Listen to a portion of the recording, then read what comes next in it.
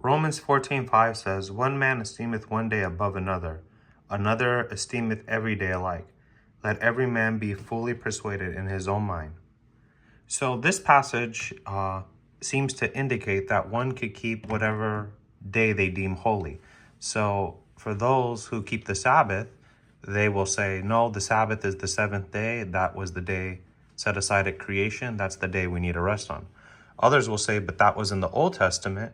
The New Testament here, Romans, Paul clearly says, whatever's persuaded in your mind, meaning whatever day you deem as holy, that is the day that should be set aside as holy. Now, with that context of understanding, let's look at a few things. So if that is true, and that you deem the day holy in whatever way you'd like, or whatever day you choose, so if you deem Monday as holy, why do those who deem any day of the week holy not keep it as holy? For example, there are many who will go to church on Sunday for 2-3 hours, then go to the mall, they'll go watch movies, they'll go play basketball, they'll go swimming, they'll go do basically anything they would do any other day, right? So there's nothing that even indicates that the day is set apart as holy. So for those of us who keep the Sabbath, we say refrain from buying or selling, refrain from your normal activities of business, and you set aside the day to focus on spiritual or scriptural things. So what did Paul actually mean here in this verse? Well, let's read the whole context. If we read the next verse, I'll start over. It says, one man esteemeth one day above another, another esteemeth every day alike.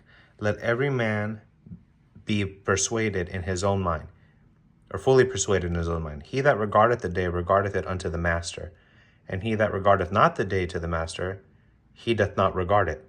He that eateth, eateth to the master, for he giveth the Creator thanks. And he that eateth not to the master, he eateth not, and giveth the Creator thanks. So again, what does this passage mean in context? The actual context, if you look at the historical evidence of this, is actually talking about fasting, not which day of the week to keep holy like a Sabbath. You may say, well, it doesn't say that, but it clearly says, he that eateth, eateth unto the master. So the context is which days of the week a person is fasting. In the scriptures, there is never a command to fast weekly. There's never a commandment that says, thou shalt fast, every Tuesday of the week. It doesn't say that. So early believers at the time were deciding what days to fast. So if I wanted to fast on a Monday, but you wanted to fast on a Wednesday, each of us needs to be fully persuaded in our own mind on which day we're going to keep as fasting because, well, there is no command on which day to fast.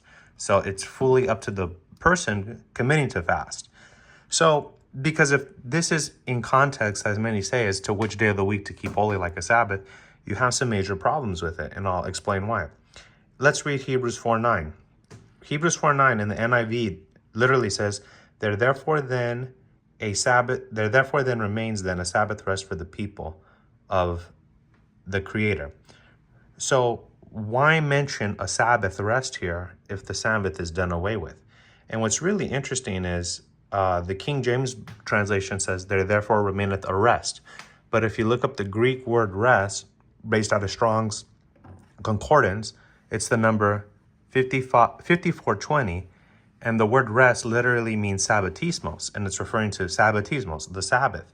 So one cannot say that Paul is saying advocate for any day of the week that you choose as holy, but then in Hebrews 4:9, he literally says, there therefore remains a rest, or the writer of Hebrews says that.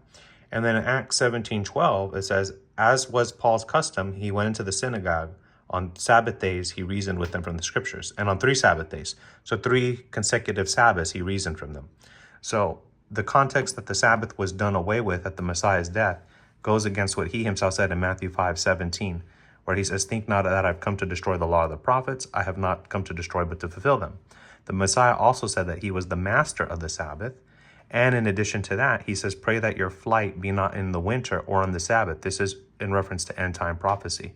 So if in the end time he's telling believers, pray that your flight is not on the Sabbath, why would he advocate this if the Sabbath was about to be done away with at his death? These are my thoughts. Let me know your opinions. Thanks.